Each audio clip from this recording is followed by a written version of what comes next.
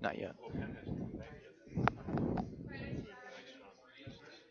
Welcome back here to the 19th Annual Soccer Kickoff Classic here on RRSN.com and Regional Radio Sports. Thanks as well to Tony Miller doing a great job working the camera here. Adam Demery also doing a great job as well. JJ Pizza Shack is providing all the za for us out here today. And again, special thanks go out to our corporate sponsor, the Calumet College of St. Joseph Crimson Wave. Peter Hayes Herring, along with Andy Marks, will be here. There you see the home of the Crimson Wave Athletics.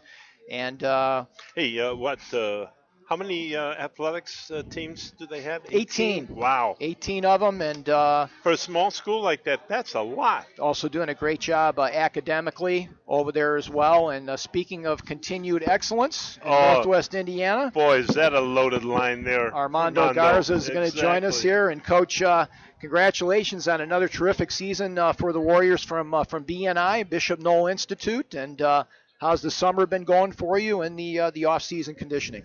Summer's been going pretty well. I have pick that up there by your mouth there a little bit.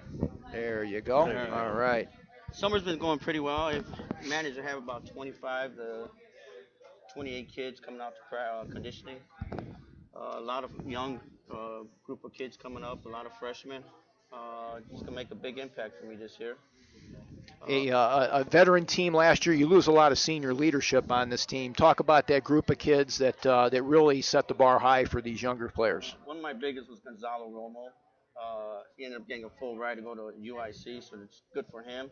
But he made up really my midfield. Nice hard worker, strong, not only offensively, but will come back and help out on defense and work the ball up. And, of course, you had the two very physical games against Andrean to end the season, no doubt about that. And you're losing both of your strikers with Corey Soto along with Mitch Payak, and then 2 of the 4 midfielders, and then 3 of the 4 in the back line there. But you've got Jonathan Lozano coming back, so let's talk about his return and what that means to you and the Warriors. Right now, Jonathan Lozano's been working real hard. He's pumped up, getting ready for the season. See if you can get that up a little bit higher, Coach. I think that wire's in your way there a little bit. Yeah, kind of pull it up. There you go. He's pumped up, working real hard for the season. He managed to get a pretty bad injury last year, and he's healing real slowly on that. He's still healing from last year on the injury he had on one of our games. 10 shutouts last season. That back line of defense still has Brandon Wade back there, but who are going to be some of the younger kids that you think can step up? Because I know defense is a very important part of what you try to do at Bishop Noll. Yes, I have Fabian. Fabian's a transfer student that came to Noll this year. He looks pretty good, pretty creative from the backfield. And I also have Alex Hernandez. He's a freshman, and he's like ranked number 13 around the region. So he's going to be a big impact for me up on defense, too. The other side, we're still working on that. And meanwhile, Aaron Garza coming back, a junior as well. Also a terrific job. You got some young kids that can possibly step up in the midfield for you. Yes, I do. I have one right here, Gabriel Anguiano. He's a midfielder, creative, quick. I have a lot of quick guys. And we've been working a lot on ball control and trapping, and as well as getting that first touch going for these guys. So we've been doing that quite a bit. So next week we're going to start working on some crossing and finishing. The Northwest Indiana Soccer Conference is something that you guys have been involved with now for quite a long time. And comment on the level of competition there. Obviously, we saw what Marquette brought to the table, knocking Andrean out of the postseason. Yeah, that team it was unpredictable last year. You could see them play some games, and then you'll see them not look that tight, and then they come to play us, and it's a tough game. And then I happened to be there to watch them when they played Andrean, and it surprised a lot of people. Sure, and a big shutout win. And, of course, Wheeler is continuing improving, and you saw what Covenant Christian can do firsthand as well. Yes, you can't take no team for granted. No doubt about that.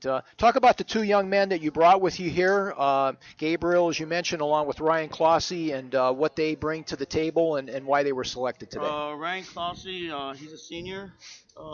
He gives me a lot of my crosses. On the team, I have several guys that are selected for my crossing, setting guys up, and they have roles to fill. He does an excellent job as far as filling the roles for midfield as well as forward, uh, setting guys up as well as with the crosses. Ryan is my specialty for that. And Gabriel, he's going to be moved up from a midfield to a striker. And he's a real quick player, a lot of skills. He's going to create a lot of havoc for a lot of sweepers and defenders. Let's bring on the most improved player, and Bishop Noll, Ryan Clossy, is going to join us here, second team all-conference performer in the NWISC. And Ryan, touch base on that role that Coach has for you. I think a lot of people don't understand how important a good crossing midfielder is. Everybody looks, of course, at the box score and see who gets the goals and everything, but a lot of times they don't understand how they got there. So talk about that role, Ryan. Yeah, it's a really important role. I enjoy doing it. I'm glad that Mondo notices it and kind of the energy he brings with it and how he helps me with it. I like what I do, playing on that outside. It's something that I feel strong and I feel comfortable with. And my teammates appreciate what I do, along with the coaching staff, so I'm always comfortable doing that role, so that's really important to me. Talk about the intensity of those Andrean games. We had a chance to see them, at least one of them. The show's over at 9 o'clock. And, yeah, I tell you what, very physical, every inch of real estate being combated out there on the field. And what was it like competing in those games? And I'm sure that's an opportunity we'd like to get back again. Yep. Andrean's a good team. They play hard against us every year, and it's a great experience playing against them, but definitely this year – I think this is the year we really want to beat them. But they're always a good team. It's always competitive. And I definitely, the two times, hopefully twice we play them this year, they're going to be good games. And they're going to be exciting to watch. And it's going to be something. Millennium Vardar, how has that helped you to stay in shape, and both mentally and physically? It's been really good. Playing club is something important that I think all soccer players should do. So, yeah, I had a good spring season, had great coaches. We won one tournament down in Indy, so that really helps me how I play and keeps me in shape. What's it like going down to Marion County and playing that level of competition? It's different, but it's good. We're ready for it, and they're good competition, so it's good to go and play them. Pass the microphone over to Gabriel over here, one of the top performers in Northwest Indiana. Also doing a terrific job in the classroom as well with a 4.17, Gabe. And talk about the balancing act. Coach is going to have you up front now playing the striker position and also keeping those grades up. It's actually a really big role. I'm a student athlete, so student comes first. So being in all honors, it's really tough actually. And I have, like you said, over a 4.0.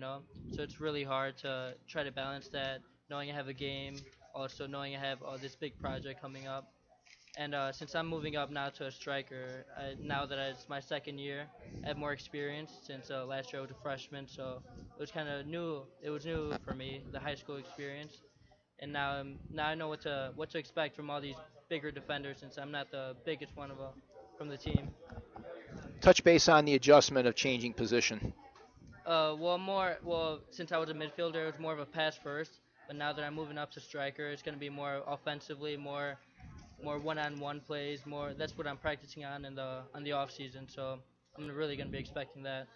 Well, guys, thanks very much for taking the time. We're kind of running up against the clock here, but thanks for coming out, Ryan, Gabe. Appreciate it. Continued success. Thank you. Coach, thanks very much.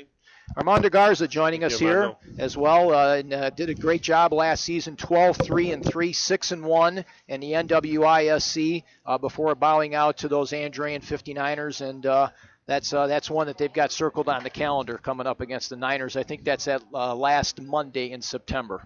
I'm so glad I told you the show was over at 9 o'clock. You think there's any love lost between the Niners and the Warriors? No, none whatsoever. In any sport.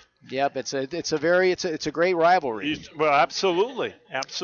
You're watching the 19th annual Northwest Indiana Soccer Kickoff Show on RRSN.com. We're going to head over to Hebron High School right now and bring on the Hawks and head coach Jim Schmidt. But first of all, I want to thank Hallmark Sports Club 2, Northwest Indiana's home for indoor soccer and futsal. as well. Non-contact soccer on a hard surface here at 8328 Colorado Street in Maryville. Give them a call at 219-947-2629. You can also join Hallmark's Facebook page to enter into frequent prize drawings, and you can www.sportsclubii.com. We bring in Coach Schmidt from the Hebron Hawks. They're going to join us, and Coach came off a very good season a couple years ago at 10-7-1, and you knew there was going to be some growing pains coming up last year with all the graduation you had. So touch base on the adjustment that the kids had to make, and then moving on and progressing through the year. Well, last year was definitely a rebuilding year. I think we ended up 5-10-1, if I'm right. But we were competitive throughout the year. The girls worked really hard. We were in most of our games. We lost some key players to graduation there too. But even though that team, we had 6 seniors on that team. Even though we had 6 seniors on that team, it really was an inexperienced squad. So coming into this year, looks like we're going to have 18 girls coming out this year, and half the team is freshmen. So I'm not going to say it's a rebuilding year, because this freshman group is an experienced group, a very talented and experienced group. So we're hoping to improve quite a bit on last year's record. What have you seen from a progression standpoint as far as the younger players coming into the program from when you started till now? I would imagine there's been quite a bit of a change in the amount of fundamental coaching you've had to put in for the younger players. Yeah, I mean, well, for instance, this freshman class is probably the most experienced group of freshmen I've had too. I mean, some of them have played travel ball the last few years. Quite a few of them have played. Not only have they played rec, but they've played at least rec at the rec plus level. So they're much more prepared than the typical freshmen I've had in previous years. Comment on the conference. It's obviously improved as time's gone on, as the conferences come together as a whole, and the various members that are in there, and also still involved with the PCC as well in that conference. Yes. The Northwest Indiana Soccer Conference, the competition is always tough for us. We're one of the smaller schools in the conference. Plus, we're not a private school. I'm not. Yes. Mike, don't touch that one with a 10-foot pole. But obviously, I think Wheeler and Hanover are the 2 teams that shoot for. I mean, they're definitely. I think they finished at the top of the conference last year. I know Boone Grove graduated quite a bit, so it's hard to say what. I don't know what went on there, or what they have coming in or whatever. The PCC, the same over there. I'm not sure what Boone Grove's going to look like this year, but if you go off of what they were last year, they would be the ones that is at the top of the conference. We're hoping to take the PCC. That's our goal. Take the PCC and finish in the top half of the Northwest Indiana Soccer Conference. That's our goal for this year. Outstanding, Jim, no doubt about that. And introduce the 2 student athletes here to your immediate right, and what do you see them bringing from a leadership role for the Hawks this year? Well, we got Jenna Jockman here in my immediate right, no way over there. All the way? She's in another area code. Huh? Yes, she is. Well, I'll start with Rachel, since she's all the way over there. Rachel is a 4-year letter winner. Wow. She's 3-year Northwest Indiana Soccer Conference first team, all conference. Honorable mention in her freshman year. Just loads of awards there. You can see multi-sport athlete, softball, basketball. One of the most talented athletes I've ever coached. That most definitely. Jenna here, and an excellent student. Actually, they're both excellent. Yes, students. they are 3rd and 4th respectively in their class. Yes. Jenna here does cheerleading also. Oh, she came out her sophomore year and has been an excellent addition. This is my senior class right here. Well, you got 84 kids in the whole shoot match here, so. Yeah. So, they both bring a lot of leadership, just great attitude. They both work really hard. Obviously, again, from their academics, they're hard workers. And that's what they bring to the team, hardworking, great attitudes, just good people, just great kids to know, and just never haven't had a problem with them. Let's bring on Jenna Jacquemin right now, and Jenna doing a great job, a team co-captain as well. And Jenna, as you take a look at the season 2 years ago, you guys had the 10-win year, and then fell back a little bit last year because of some of the graduation. What do you feel are some of the things that you and your teammates need to do to get back up to that double-digit win column? I definitely think we need to gain more confidence and just work together more as a team. As he said, half of our team is freshmen. Mm-hmm. And so being a senior, Rachel and I don't really know a lot of the freshmen. So we just need to bond more with them and learn what their strengths and weaknesses are and just try to help them come along. Now, being involved in cheerleading, that's got to be a unique situation because you're actually seeing the student athletes out there and how hard they work, and then you also experience that yourself. So how does that make you appreciate the time that you have that you're actually between the lines playing the game? Well, it's definitely different watching from the sidelines and actually being on the field. But being a cheerleader, because I did it my freshman year and I didn't play soccer my freshman year, it's definitely different. Both teams work really hard, but there's a lot more mental being actually on the field than just sitting on the sidelines. Well, you got a lot of the colleges now have dance that are part of that whole thing, and you see the competitions on ESPN now and everything. So that's a huge part. Her? Well, I'm just letting her know the opportunities that are out there. There's absolutely, no doubt about that. Of course. Let's bring on Rachel Power as well, and Rachel again doing a great job and a multiple sport athlete. Talk about being an athlete all through the calendar year. You go from soccer in the fall to basketball and then to softball. Does it kind of get to be a grind after a while, and how do you try to make sure that you enjoy what you're doing as well? Oh, I definitely love doing sports year round. It helps me stay healthy and stay active, and it keeps me staying positive throughout my school year instead of being lazy all the time. So being lazy? Well, I don't think she can afford that being fourth in her class. With that resume, every time we have kids with this kind of a resume, the two words always come up: time management. Oh, definitely. It's hard, especially being in a smaller school, because you have to push yourself that much harder to work hard and be better than your friends that are maybe not doing as many sports as you are. So you have to work 10 times harder. How difficult is it to be the mark person as a striker? You're having a lot of those stoppers come at you from that back line. What's that like for you? It's definitely more difficult now than it was my freshman year because I wasn't really the one to guard. So over the years, I've had to figure out ways how to make myself open and find the openings on the field. Give you a wrap up now, Coach. Going to be your 10th year now at Hebron High School. What's it been like? That's such a great community, a little community that supports their athletics out there. And what's the experience been like for you for the last decade? And of course, going to Boone Grove, you know that whole aspect of community support for athletics. Oh yes, it's been great working at Hebron. Obviously, I'm still there after 10 years, and as far as I know, I'll keep doing it for quite a few more years. We'll see how work and everything works out, but just a fantastic community to coach in. Athletes, you got quality athletes like this on my right. I mean, this is a typical senior class for me. Is one or two girls that are just at the top of their class. Last year, Allison Lewis was the Mental Attitude Award winner for PCC off of our team. So, right. I mean, that seems to be typical. A lot of the girls on our team seem to be good students. So it just makes it a joy to coach every year. Appreciate the time. Thanks for coming out. Rachel, Jenna, continued success to you. Best of luck in the Northwest Indiana Soccer Conference and the PCC. Thank you. Thanks for coming out.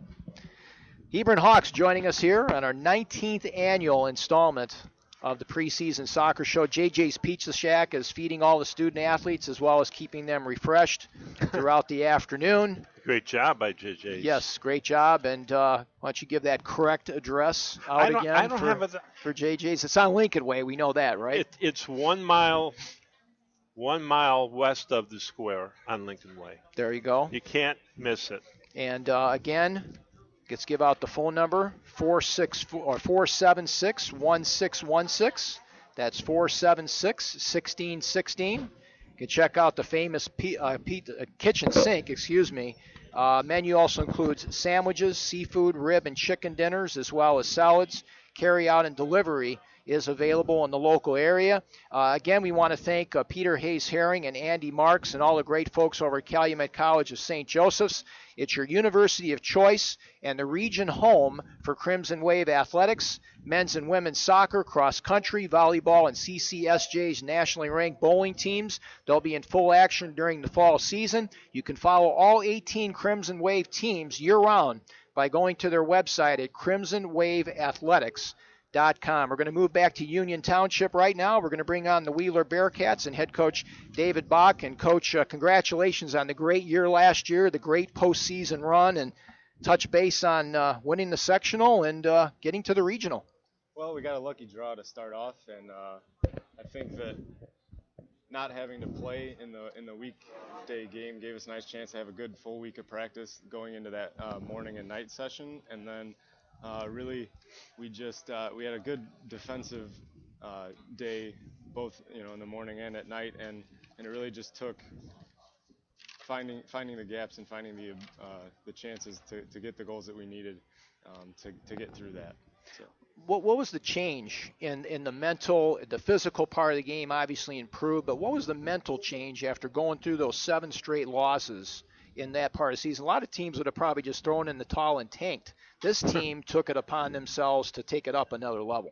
Yeah, I think that was a kind of a defining part of the season where we went through a group of games where we really struggled, and we found out how much it took to really to fight and to need to win, and I think our game against Andrean really was kind of the turning point where we saw that we could play with a team at that level, and even though we ended up giving up 2 goals in quick succession with about 10 minutes left, we had a spell in that second half where really during the tie game we were the ones that looked like the more likely team to score. We missed a few chances, and then they went down and took advantage of their opportunities, but it showed us that we could play with teams of that level, and it told us that really we should go on and kind of challenge for the sectional, which we did.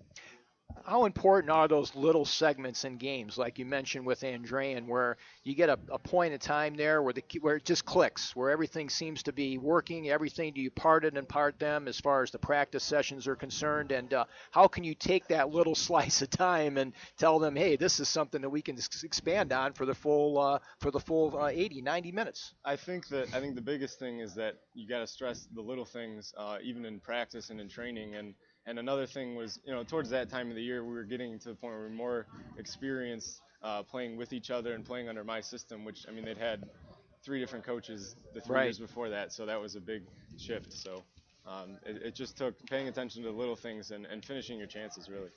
Losses last year, Ben Nettles along with Cody Thompson, who's going to be playing for the Chargers over Ancilla, Derek Fish along with Stephen Crosby in the back. So I would imagine that that back line right now is going to be a point of emphasis for you in the Bearcats. That is definitely going to be our biggest need to fill. Derek and Stephen on the outside really were very, very solid throughout the entire year. We never really had to worry about them, and really our struggles early on weren't because of defensive problems so much as it was we really couldn't find the back of the net ourselves. And so then finally, as we started to click on offense towards the end of the year, we started to see more wins rack up. No doubt about that. And some of the other players besides Austin Sloboda, along with Joey DeSimone, that we're going to talk about, Cam Four, Alex Asher, Ben Moritz, second team all-conference player. Touch base on some of the other players that are not here today. And also you've got some very talented youngsters that are coming in as well that you were very impressed with. Yeah, I think that amongst the first 3 you mentioned, Cameron is going to play our target striker this year, and he really had the same role last year. I think that we're going to work a lot on using our offensive weapons a lot more this year. I think because we do have a lot of talent going forward, that's going to be a big thing is starting things off in the regular season at the beginning, kind of off of what we worked on last year towards the end and continuing that momentum. Ben Morris, he was somebody that filled in when Stephen Crosby went down with the injury in the back line last year at the end of the year. More of a natural center midfielder, but we needed to fill somebody in with experience. So he moved back to that spot to kind of solidify our back line, and he'll be back in the center midfield this year with Joey, and I think that'll be interesting to see how that combination, when they get to play in the positions that they're probably the best in, how that works out for us. And then Alex Asher is the other one you mentioned, and he's going to be our sweeper again. He was the one when he took over last year at sweeper about midway through the year. That was what allowed us to let Joey go up and get a little bit more involved in the midfield and get our possession game going a little bit better, and that was when we really started to turn the corner. Let's bring on Austin Sloboda right now, a 3.3 grade point average, an all-area honorable mention performer in Austin. What do you feel was the difference pitching those 3 shutouts after losing 7 in a row and then catapulting you to the postseason success? I think we just kind of focused on our game more, like we got out of things more. I guess as a team we just regrouped, and then we also learned more of his strategy, like what he does, and especially this year it's going to be better now that we've learned his game and everything. You know, Coach talked about overcoming some of the adversity with players being out of position. How big is that to be in the positions that you're used to playing, to be able to move your way up the field strategically and being comfortable with those roles, knowing what each other's doing on the pitch? Yeah, it's pretty important. I guess.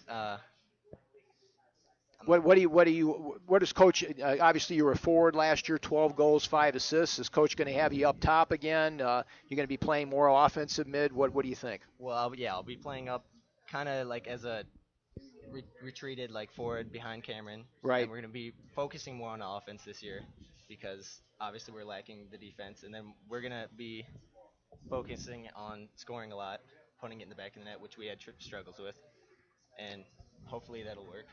Let's bring on first-team all-conference performer as well as team defensive MVP, Joey DeSimone, a 3.785 grade point average, a multiple sport athlete, also playing volleyball. And Joey, had a chance to see you play last season as well, and you seem to do a lot of the little things that don't show up in the box score.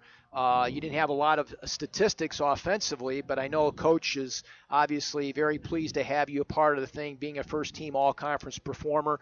Talk about your role on the team coming up this year, and how do you see things shaping up for your senior season? This year I'm playing center mid, so I'm just going to try and keep the ball in the middle and possess and look for the outside and look for Austin and Cameron up top to play to their feet. We're going to try and possess the ball more and not focus on going forward right away and look for our chances and put the ball in the back of the net. Talk about the set pieces. Obviously, they're a very important part of soccer. Well over 50% of the goal scoring coming from those. Do you guys spend a lot of time on those, and is that something that you're going to kind of move up and try to get involved with? This year we're going to put in a few new corners and really focus on our set pieces, try and take our chances and put them in the back of the net when we need to score in these games. What have you seen from the conference itself, the competition, the Northwest Indiana Soccer Conference? We've talked earlier in the program about Marquette's tremendous upset of Andrean in the postseason. Bishop Noll has obviously been just a tough challenge. Covenant Christian, that program seems to be coming along well, and they actually beat Bishop Noll last season. So what do you see as far as the competition in the NWISC, and what do you see as some of the goals for you and the Bearcats this year? This year, we do have a tough conference. We got Bishop Noll and Marquette. They're going to be really good challenges for us, and so we're just going to come and try and play our best, and we're gonna try and win. So it's going to be a good game. Are you a vocal leader, or are you more of a guy that just kind of leads by example quietly and just has the other kids follow along? I try and talk as much as I can, but we have some vocal leaders on the team. Alex Asher is going to be real big for us in the back. He's going to be talking a lot and organizing us. So we're going to have. So I'll give you a wrap up now, Coach. Obviously, the postseason success is something that the young kids can look at. and build on. And with the combination of the new talent that's coming in, what are your expectations? I would imagine they're on the high side this season in 2013. Yeah, I mean, when you come into a season with 12 seniors on the team, you got to have some type of expectations coming in and kind of set the bar high.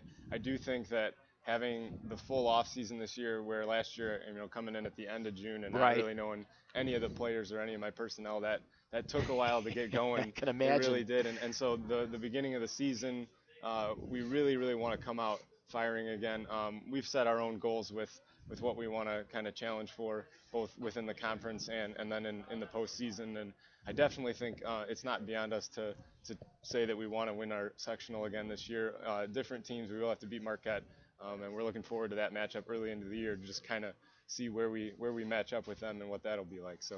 Well, special thanks go out to Ty Eaton and everything he does for the Wheeler school community. We're going to try to follow the Bearcats as much as we can this season on the website as well as on the radio. Continued success, Coach, and thanks very much for the time. Thank you, guys. David Bach, as well as the rest of the Wheeler Bearcats, joining us. Joey DeSimone, along with Austin Sloboda, coming off that sectional championship last year. And we want to thank them for their terrific efforts, and we're going to try to be following them. Ty Eaton, as we mentioned, with the Union Township Soccer Club, is going to be working with us to try to get some of those Bearcat games on the radio as well as on the internet right here at rrsn.com. There you see the logo.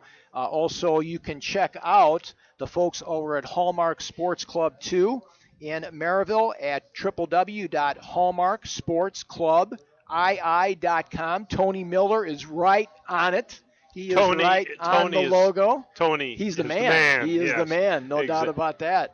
And you really didn't have to train them here. You can also check out futsal. Futsal. That's a non-contact soccer sport on a hard surface.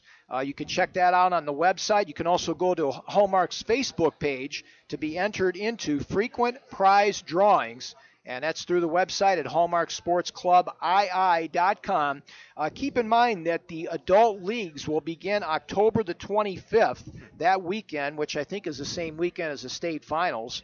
Youth begin November the 2nd, and futsal begins November the 9th. The leagues fill quickly, so register early and don't get left out in the cold. That's Hallmark Sports Club 2, your soccer home for the winter. I don't think I want to start thinking about winter yet. Well, it has been kind of mild, but fall doesn't start till the middle of September. We're going to bring on, I believe, the Panthers from Griffith High School are going to be joining us right now. Ron Knestrick, a longtime coach for the Griffith Panthers. So come on in, guys, and competing in that Northwest Crossroads Conference. Why don't you come over here, Ron? Sit with me, and we'll talk a little bit. Coach has been around for 37 years, coaching the game, 29 at the high school level, and entering another year of coaching here at Griffith High School. And Coach, how's the summer been going for you? And looking forward to another year on the pitch. We've had a good summer. We had a lot of kids show up. We got a mix group, a lot of older kids, some nice juniors and sophomores. So we had a decent summer this year. Talking to Brian Past, and I guess you guys locked horns down south at one of the off-season scrimmages down there in Marion County area, and talk about that, about the commitment that these kids are making now, not only during the fall season but in the off-season as well. Yeah, we have a nice core group, and we have a nice group of parents. Kids put in a lot of time. We try to pick up that. We picked up that term in the last couple of years, and then we pick up another one in Ohio. So we spent some time on the road. Nice team bonding and get to know each other and kind of be able to relax when we play. Now, the squad last year right around the 500 mark, but you had a lot of close games, had a lot of one-goal games, a lot of tight defensive games. That started off with the big win against Highland, and then just kind of continued on through the season. As you look through that particular progress and going through the season and some of the ups and downs and the core that you have coming back, what do you think the kids learned from going through 2012? I think they learned quite a bit. They're a little bit more composed this year than they were last year. We ended up just a little bit over 500 last year. We didn't capitalize on as many opportunities as we like to, but we always seem to develop the opportunities. So this year we're hoping to put more of them in the back of the net. And two kids, obviously, that are going to be missed. Thomas Kudaba, all NWCC performer, multiple sport athlete, and Andrew Rothschild in the back, also an all-conference performer. Talk about filling the roles of those two, the voids that they leave. But you got a pretty good core of people coming back, and your two strikers coming back as well.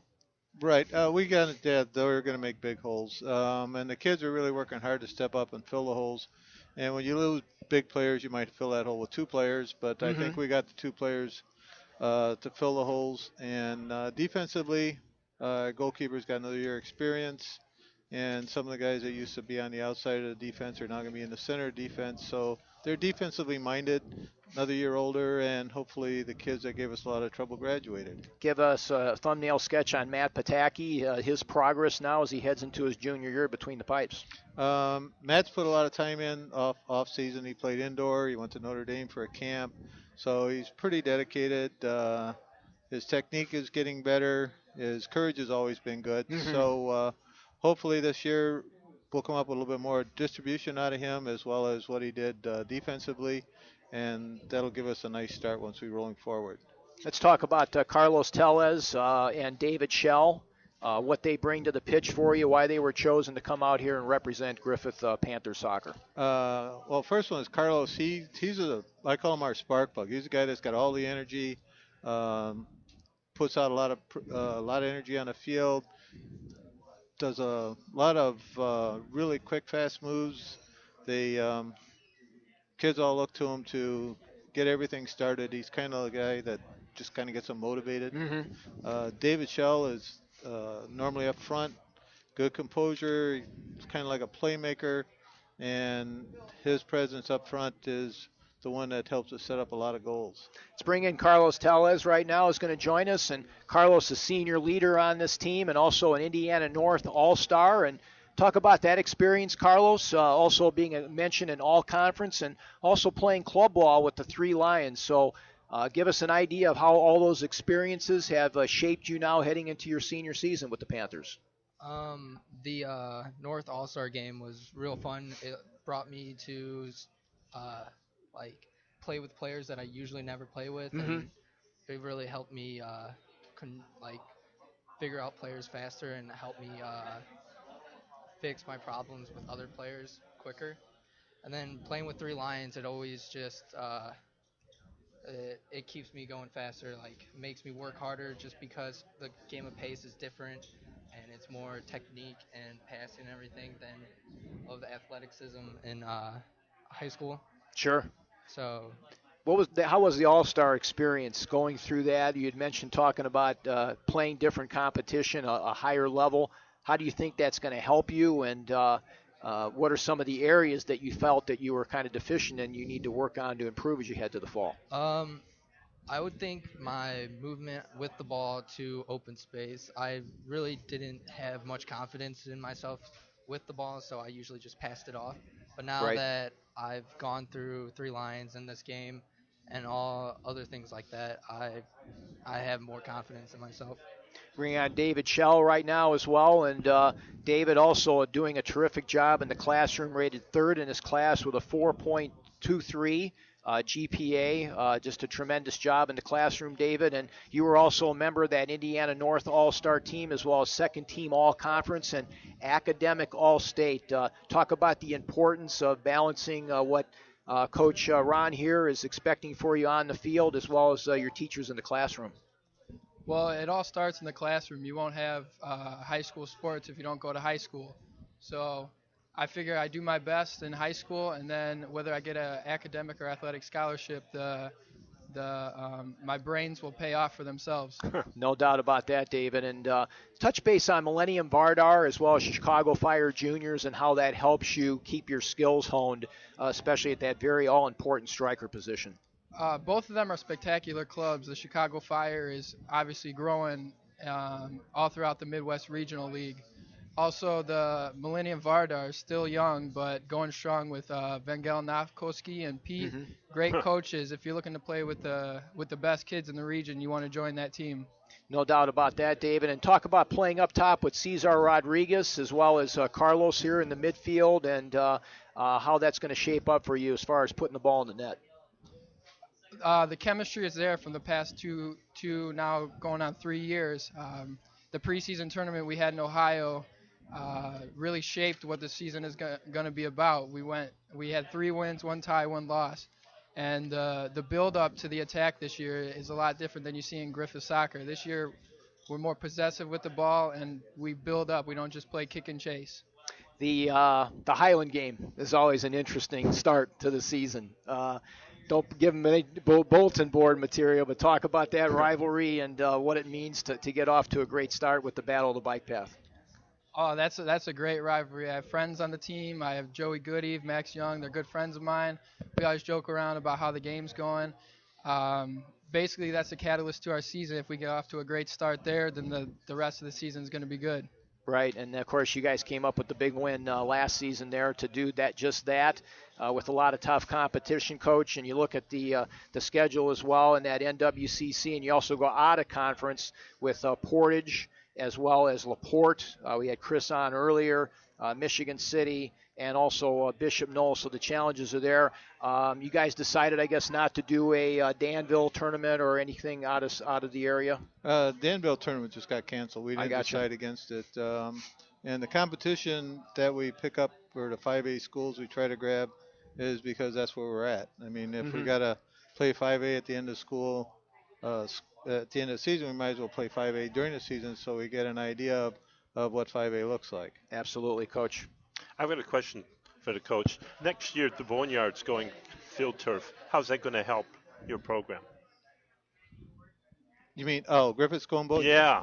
I think it'll help because we play pretty well on turf. We play in East Chicago. They got nice grass.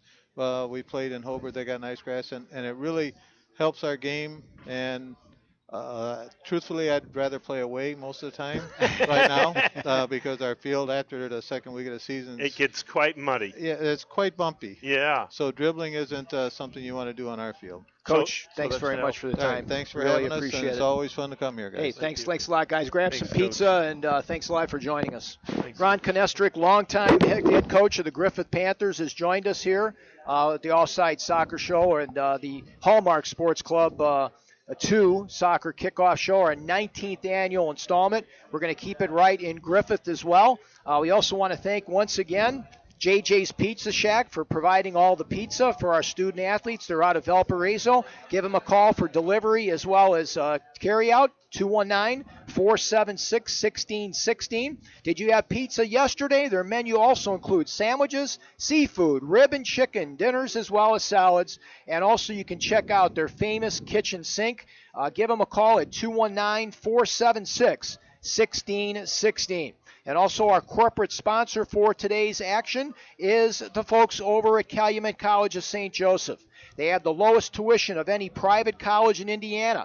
They offer traditional programs with flexible class schedules, accelerated programs to help adults earn their bachelor's degree in as little as 12 months, and master's programs specifically designed for working adults. Some classes are also offered at the University Center in Portage. Make CCSJ your university of choice. For more information, call them at 219-473-4215, or you can check them out on the web at www.ccsj.edu. Thanks again to Tony Miller for helping us with the camera. Pat Doherty now manning it. Also Adam Demmer. You're going to be seeing these young men on the set here coming up against the Kouts Mustangs as well as Phillies. But right now we're going to bring in Wadi Kudaba, the head coach from the Griffith Panthers girls program. And Coach, congratulations on another successful season last year. 10-6, a tough loss to a Lake Central team over at the Highland sectional, 3-3 in the conference.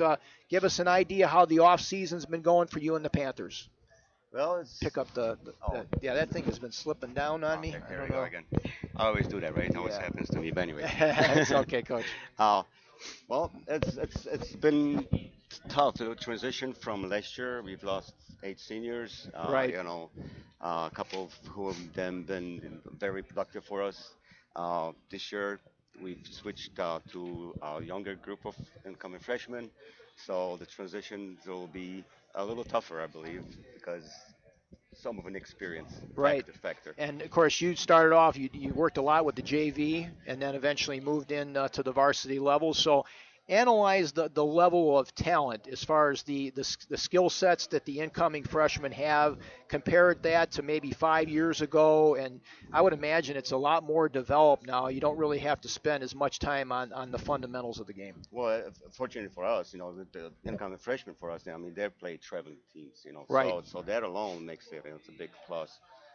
Makes it easier on us coaches there to have skilled players come in and really, with basic the fundamentals and they're ready to play. Actually, it's just the inexperience factor. That's probably what's bottom line. The tough thing obviously is putting the ball in the net, finishing, and you've lost Crystal Mendoza, one of the better finishers, Cindy McInerney, who not only was just terrific on the field, but just her academics were just incredible.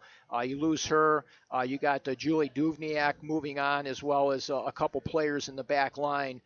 So touch base first of all on trying to get the mental aspect of finishing in a soccer match and getting that ball in the net.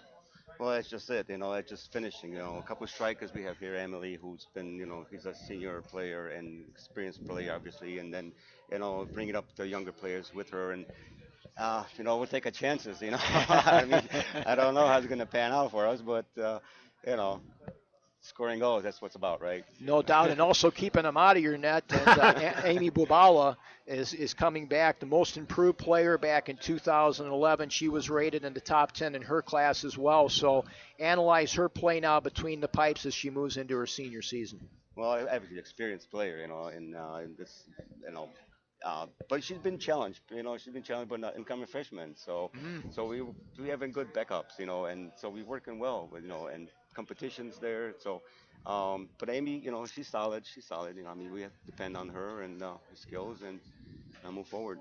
Yadira Castellanos, along with Emily Duhan, are going to join us here and introduce them and let us know what they've been doing here in the off season as they move on. They're going to be the senior leaders for this team coming up this year. Yes, Yadi and Emily Duhan. Yes, that's why they're here. They're the seniors. Very experienced players and great leaderships providing to the younger players. So. Well, Yadi's played traveling ball, but both players actually played on the same team. So that's again that transition from that to high school level. It's positive. Let's bring on Yadi right now, and a senior 3.2 GPA, all area team, second team all conference in the Northwest Crossroads Conference, top team player. Well, and Yadi, how big is that to have played with Emily in the past and knowing each other's moves and your nuances and tendencies and different stages of the game, and how you're able to parlay that into success coming up this year? Well, it helps us on the field because I know how she plays. I played with her for Vardar and I played with her for Griffith. So when I'm on Griffith, I know how she plays and I can see what she's going to do. What have you set for some goals for you this year? Every senior knows that this is the end of the road. This is the last hurrah, whatever you want to call it. Personal goals for yourself, what you've worked on here in the off season that you hope to be able to accomplish your last year of varsity ball.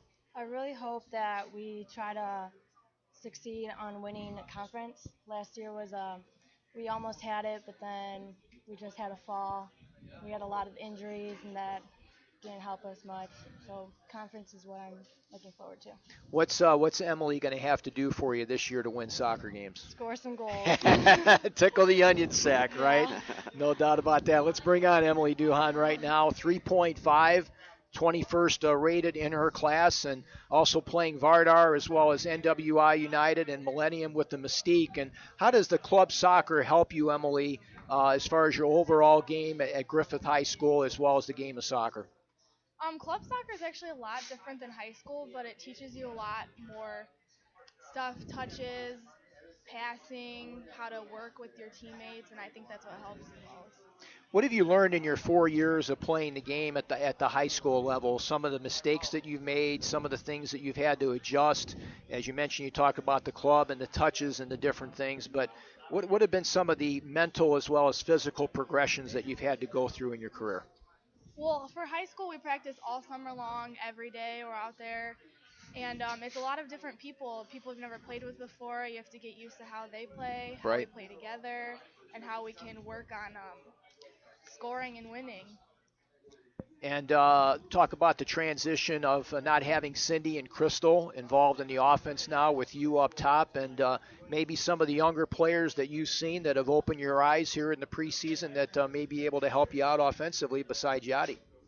Sydney and Crystal were really good players, but we do have a lot of good upcoming freshmen that are taking their places, some of them up at forward, some of them in the center mid that are really going to help our chances this year. What's it like being from starting off as the freshman, being the person looking up to all the great players that you guys had with Brianna Bias and Alejandra Tellez back in the day to now being the person that's being looked up to by the younger kids? It's different because I remember when I was a freshman, I was so scared coming in with all the seniors and stuff, and now it's like seniors and freshmen together, working together. So. Yeah. What about that Northwest Crossroads Conference and also your tough non-conference schedule? Obviously, Lake Central is a program that you guys, it's a measuring stick for you guys. You guys also have South Bend Adams on there as well as some of the other non-conference foes with Wheeler, one of the top girls programs in the area. So analyze the conference itself and also the challenge that Lake Central also always poses in the sectional to you. Our conference is going to be challenging, but I feel like this year especially we have a really good chance of winning it. Well, Coach likes to hear that. No doubt about that, Coach. And well, we give you a wrap-up now. Your expectations for this team, and as you've seen so far in the early going, what are going to be some of the areas you're going to have to improve on the most between now and that opener coming up on August the 20th against Adams? Well, time will tell, but again, we will be a very young team. We have 6 incoming freshmen who made varsity, and deserving so. But again, transition from their club play to high school play, and it will be big for us. But I believe they carry enough skill to do so.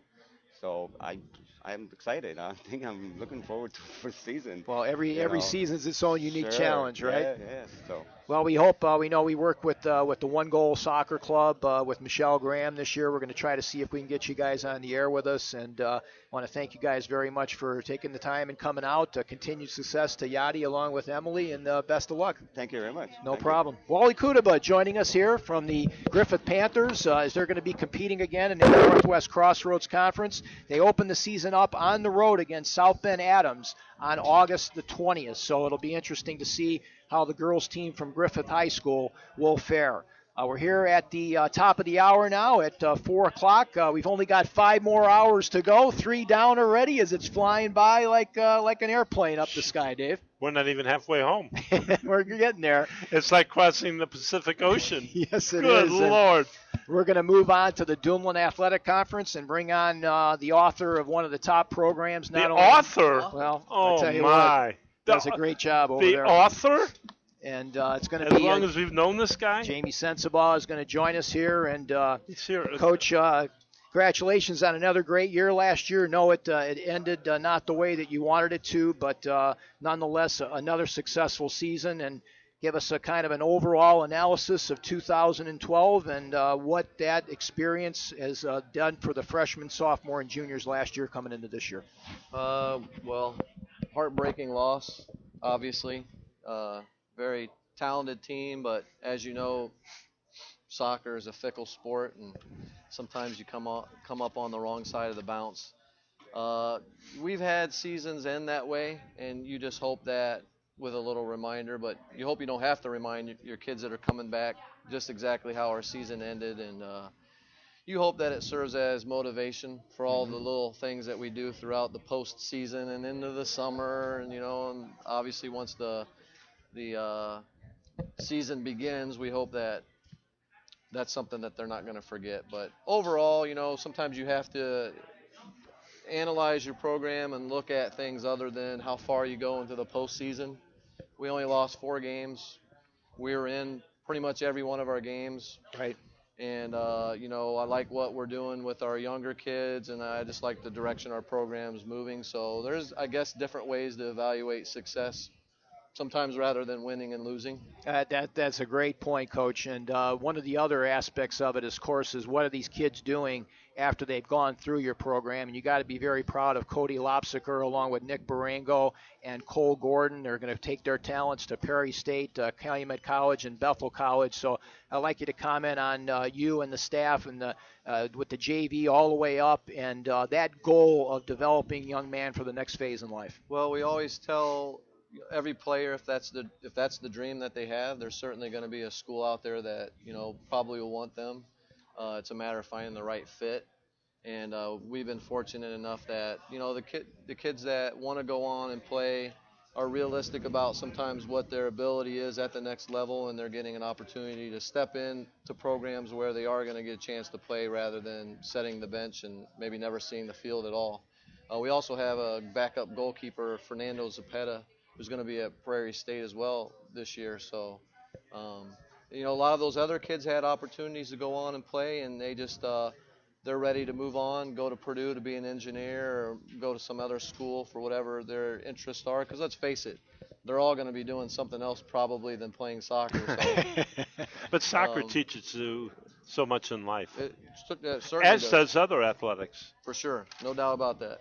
The loss to Crown Point in a crazy game was obviously the turning point for this team last year. You rattle off 8 straight wins off of that, including 6 shutouts. Little mental adjustment for the team, especially on the defensive end after that loss, especially with the veteran core you had in the back? Yeah, I think the kids here would say that we were disappointed in that loss. At one time, I think we may have been ahead 2-0. Usually we're going to win a game like that. But that might have been one of and I've been in some pretty good games since I've been at Chesterton, maybe one of the more entertaining games I've been a part of. It was too bad we ended up on the wrong side of that. But I think for us and for the kids, not that we didn't before, but we realized that, Crown Point's a good team. We're right there with them. And, we can make some noise if we wanted to. Caleb Jimerick along with Mitch Winey are going to join us here. Touch base on these 2 young men, what your expectations are for them in 2013. Well, both of these guys are our team captains, and they demonstrate all those attributes that we want from kids that play for us at Chesterton. They're kids that I'm not going to have to worry about on the field, certainly not going to have to worry about them in the classroom or off the field. They are, true role models. I know Caleb's looking to try to play and has a really good chance. I happen to think he's one of the better goalkeepers in the area last year, and then this year he's going to be one as well. He wants to go on to the next level and play, and Mitch here is looking at one of the service academies, and he actually has one, the U.S. Merchant Marine Academy that's somewhat interested in him. So, these guys have a lot going for them. No doubt about that. I have to read this. I forgot to do it before you sat down, but our friends at the Winey Insurance Agency, they've been serving Northwest Indiana's insurance needs since 1980. They're family-owned and operated business, and Winey Insurance offers coverage for auto, health, life, business, and more. They're conveniently located at 762 South Calumet Road in Chesterton. Winey Insurance is the region's #1 leader in friendly and prompt service. Give them a call today at 219-926-3431. That's 219-926-3431. Or you can visit them on the web at wineyinsurance.com. And let's bring on Caleb Jimerick right now, one of the finer goalkeepers in the area. And Caleb, 3.56 in the classroom, a multiple sport athlete, all-conference honorable mention performer. And Caleb, talk about your junior season, what you learned in between the pipes going up against that tough Duneland Athletic Conference and non-conference schedule. In the conference, just what I've learned is you pick up that mic for everybody? Yeah, there you go. Okay. Just always, there's 2 things this program's always been based on is you can always play defense and you can always communicate, and that's been huge for us on the field. Is playing defense and communication. Communication it helps the team you can stop attacks, stuff like that. Especially when you're playing those hard opponents and if they have one step on you or something and you just tell someone to get back or just get one step ahead. I mean, it's huge. And plus the conference is good, always is good, and I wouldn't expect expect the least from this year. What's it going to be like this year? You got everybody moving on, graduating in that back line that did such a great job last year, and how's the communication been there in the defensive third? We're working on it. I mean, it's going good. Obviously, I'm returning. We got Dayton. Dayton's been a huge leader. He's stepping up to the plate. We got Travis Brooks. He's been playing pretty well. And I mean, defensively, we're looking good as well. I mean, we have a lot of people stepping up. Talk about the you're involved in the shootout, of course, against Crown Point in that ball game. A lot of one-goal games. What's it like there, being the last line of defense, and especially in those shootouts, knowing that you have to come up big and try to spark your team in that extra session? Well, basically, it's just you have to try to make one big save because it's gonna morale your teammates to play to their potential, give as much heart as possible. You make that one save and they're all behind you. They all feel confident. They all have that burst of energy that the other team doesn't, and it gives you a boost. Unfortunately, we didn't get as lucky as we possibly could have against the Crown Point that one game. Let's bring on Mitch Winey as well. He's a member of the Fellowship of Christian Athletes. And, Mitch, I had a chance to go out there and talk to the FCA over at Chesterton High School a couple years ago. Touch base on the FCA, what that means to you. I know that Caleb's also a part of that, and what that means to your total student life at Chesterton High School. Well, for those of you that don't know, the FCA is the Fellowship of Christian Athletes, and it's a program where lots of student athletes come together to basically talk about religion, and we really just try to keep everyone in line and just really help people make good decisions. Outstanding, Mitch, and a multiple sport athlete as well, playing intramural basketball as well as volleyball. And touch base on the season last year. The defense obviously kept you guys in matches and came up big in certain situations, and how you see that, as well as the midfield, that transition game, getting it up to your strikers and eventually going on offense. Well, we did have a pretty good season last year, especially with how competitive the DSC was last year. Oh, yeah.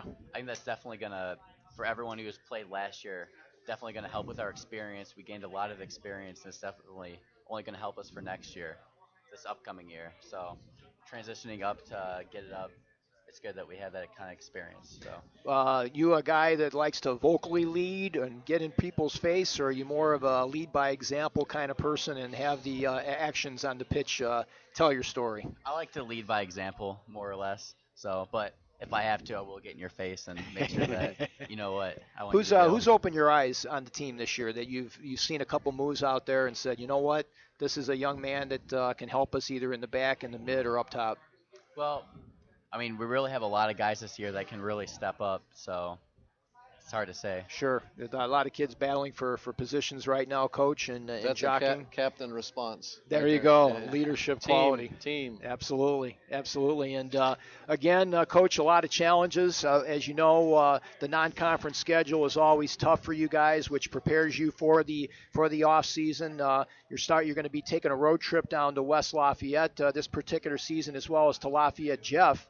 And, we picked up Canterbury here. You did? Yeah. What's the date on that? It should be September 28th. Okay, so instead we'll of go to Lafayette, Canterbury. Jeff? Yeah. And you're going out there for it. Yeah. So Greg Mauk and the Cavaliers on the dais. That should be a dandy. Yeah, we're excited about that one. Absolutely. And, of course, starting off with Boone Grove and then going into the Duneland. And give us a final synopsis on this team. And, each team has its different personality, right? For sure. Well, we're excited. We have, it's a tale of two cities, I guess, if you will. Two teams. We have pretty much our whole offense back. Pretty prolific, dangerous offense. Well, they're pretty much all back this year. Mm-hmm. Some new defenders here and there, but they're looking pretty good. And with Caleb in the goal, we like to think that balances everything out. So I like our chances. I think we're going to have another fine year, and hopefully we get some luck go on our side. See you on the sideline, Coach. Thank you. Thank you, Appreciate it. guys. Good luck, Appreciate Jamie. everything. Thank you. Thank you. Jamie Sensabaugh and the Chesterton Trojans joining us. And again, all of our Chesterton athletics are brought to us by the great folks over at Winey Insurance Agency. They are staunch supporters of the Trojans, and they've been meeting insurance needs since 1980. They're a family-owned and operated business. Winey Insurance offers coverage for auto, health, life, business, and more. Conveniently located at 762 South Calumet Road in Chesterton, Winey Insurance is the region's #1 leader in friendly and prompt service. Call Winey Insurance today, 219-926-3431. That's 219-926-3431. Or you can visit them on the web at wineyinsurance.com. Yes, Dave? I think our relief is here. Ah, boy, I tell you what, I just turned the page here and the book is gone. So I am going to bid you a fair adieu. We are going to have Pat Doherty along with Adam Demery.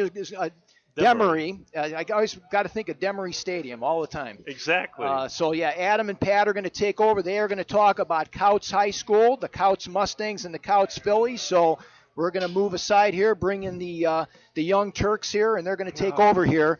You're listening to the 19th Annual High School Soccer Kickoff Classic. We are live from Hallmark Sports Club 2 here in Maryville on RRSN.com.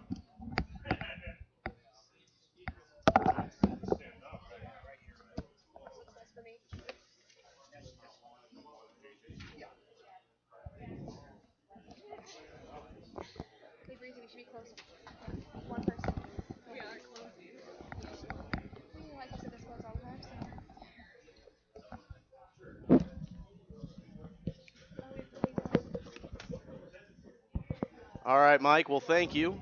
And like you said, I'm Adam Demery alongside Pat Doherty here at the 19th Annual Soccer Showcase in Soccerville, USA. Pat here at the Sports Club 2, located in Hobart, Indiana. And we're sitting here with Kouts High School girls team, the Kouts Phillies, and Coach Tim Swartz. How you doing? Good. Thanks for having us on, guys. Yeah, no problem. Thanks for being with us, taking the time out of your day. And, Coach, let's start with this. This is going to be the second year that this team's playing at the varsity level. Yes. And how do you feel last year went, and what do you look to bring into the next year? Last year we were 5-7-2 and really made some great strides. We started off very slow, just learning how to play at the varsity level. The speed, strength, just the speed of the game was so much different than we were expecting. And the girls did a great job of improving during the year. At the end of the year, we were 4-1-1 to end the season right before sectionals, so it was a good run to be on. Got beat by a very good Argus team in the opening round of sectionals. But what I liked in the summer program this year, the girls picked up where they left off in the fall. So we could tell already there was a big level of improvement. And when you said you finished 4-1-1 on that last stretch of the season, what did you see from your team that caused that stretch? Well, I think the girls finally figured out, one, they needed to play together and the entire 80 minutes. And then two was learning how to score and finish a game was really important. So learning to put it in the back of the net when we needed to. We had a number of plays that our seniors and juniors made that were really important for us and got us over that hump of learning how to win. And that's part of it too, learning how to win. A big hole so far this year is the goalkeeper. You lost a big goal saver, 75 saves last year. What do you do this year, or what do you look for when you're trying to replace a loss like that? Delia Garner was an excellent goalkeeper for us. She really worked hard, and even in games where we were outgunned, she was always working hard to protect the goal, and some of those scores could have been a little bit worse. So she's also going on to play at Indiana Tech, so we're excited that she's going to continue her career. For us, we've got one returning player that had some experience from last year, Tiffany Trotter, and then we've got two other players that we're training along with her. One of my assistant coaches, Joe Furdak, played goalkeeper in his playing days, so he's my goalkeeper trainer. So that's been a help that I can just send those players off with him during practice, and they can get some training. So while we'll be a little bit inexperienced, I'm happy that we have that training, and we'll be okay once the season gets going. Good to hear. Good to hear. And before we get to these lovely ladies here to your right, one person I want to talk about is a big return for you, your outside midfielder, Miranda Birmingham. What does she bring to your team specifically this year? Miranda Birmingham is very athletic as well as has very good soccer skills, and she's got a huge leg. And I tried her out in the middle of the field at the beginning of the year, midfielder and some at forward, but I found that she was somewhat constrained in there and really needed to be put on the outside where she could be more creative. And about halfway through the season, she moved out there and did a great job of crossing the ball as well as taking some shots from a long way out to keep the goalkeeper honest. So that was a big change for us too, kind of in that midst of us learning how to play the game and win, where we went through that winning streak or successful streak. So she is just a very creative player and always dangerous to score and very athletic. In fact, she's one of the players that's training as a goalkeeper too, as a backup. So I'm just very athletic and willing to do whatever it takes to win. Gotta like those players who can kind of play multiple positions for you and you can put in different spots. Very much so. And from a leadership standpoint, what does she bring to your team specifically? Her work ethic. She's always working hard in practice and pushing the players. In fact, her younger sister, Gracie, joined us as a freshman. So it's great to see those two battle. But she works hard in practice and is a good leader from that standpoint. She doesn't have to say a whole lot because it's really her work ethic. Well, you're also joined here with a couple of your players, senior Chloe Deerdorf and senior Breezy McCall. And tell us a little bit about these two players you got here to your right, Coach. Chloe, we're expecting her to step up in the goal scoring standpoint. She played a lot of midfield for us, kind of an attacking mid and outside mid, but going to put her more at forward. She's naturally left-footed, which is a good thing to have, and she played in the spring for Lady Vikings up in Valparaiso and had a lot of success scoring. So we're hoping that can continue as we try to, in high school you've got to score to win. You're not going to shut many teams out. So at least in the PCC, you need to be able to put goals on the board. So we're looking for a lot of goals scored from her. All right, Chloe, we'll start with you for this senior year, coming off of, like I said, the first year of varsity. You're now going to be a senior into the second year. What are you noticing from last year to this year in practices, and what do you like that you're seeing from your team? We just have our team works together really well. Like at the beginning of the season, we started off just doing good together. I think that we're gonna do good this season. I think we're just gonna start the beginning of our season is gonna be good this year, and it's gonna we'll build off of that instead of building off of a mostly losing streak. We'll have to working off of that. We're gonna be able to work off of a winning streak instead. Now, you guys have a newcomer named Emily Deerdorf and a member of your boys' team named Dennis Deerdorf. Are any relation there? Yeah, Dennis is my twin brother and Emily's my little sister. All right, well, you're going to get the first chance on Regional Radio Sports Network here live at the 19th Annual Soccer Showcase to say who's the best of the three siblings at soccer. Dennis is definitely the best. Really? Yeah. Well, hey, it's big of you to admit that, I would say. I don't know if Emily would agree with that. Really? Well, there you go. Breezy, let's start with you. You're captain of this team, a team that is looking to improve and, like your coach just said, to continue that streak that you guys ended last year on. As a captain and a leader out there, do you consider yourself a vocal leader, just a leader by example, or what do you think you have to do this year to help your team out? Well, naturally, I think I talk a lot anyways, so that's not really the issue, me being vocal, but I think sometimes it's hard for me to communicate with some girls because I don't want to seem like bossy or like I'm yelling with them and stuff, but I think most of the time, our team this year is really good with communicating, not so much on the field, but once we get off, we talk really well. I just think on the field is our biggest thing when we need to communicate more, but I think we're doing very well, all talking to each other. Like myself, I can't really say, if the girls think that I'm doing my job well at speaking with them. But I think for the most part, me and Chloe both take them aside and let them know what needs to be done. And this could be for both of you, what do you guys see as the biggest improvement from last year to this year as players? I think the attitude, probably.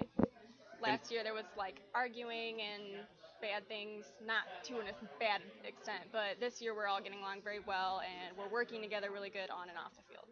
Good to hear. You're also a part of the National Honor Society here, and juggling that with a 3.1 GPA, 22nd in the class, and to your right is the 21st member of your class. Is that anything, there a little competition there at all, or?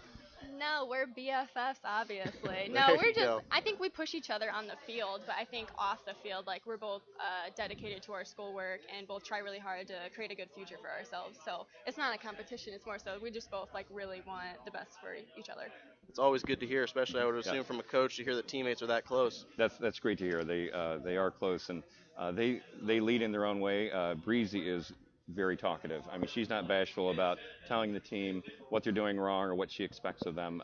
She's very straightforward about that. And Chloe definitely leads by example, but she also will talk and let the players know what they need to be doing. And I do appreciate that their academics are up there. That's huge. That's important.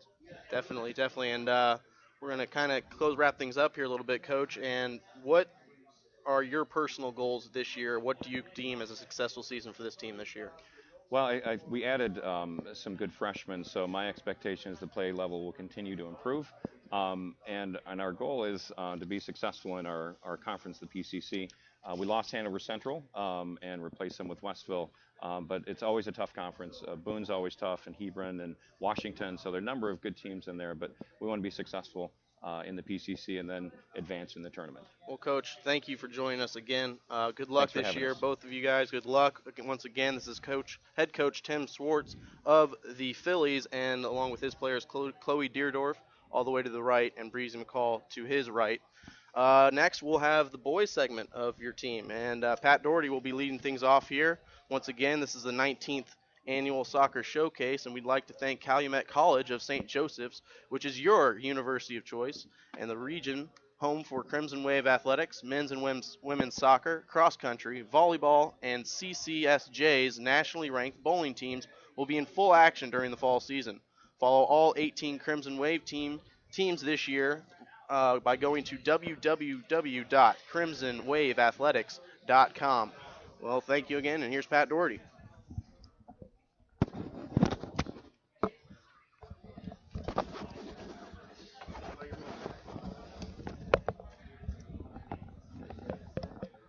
Welcome back, and as you can tell, Coach didn't switch your seat. I didn't change my seat. Both That's right. men's and women's team are coach.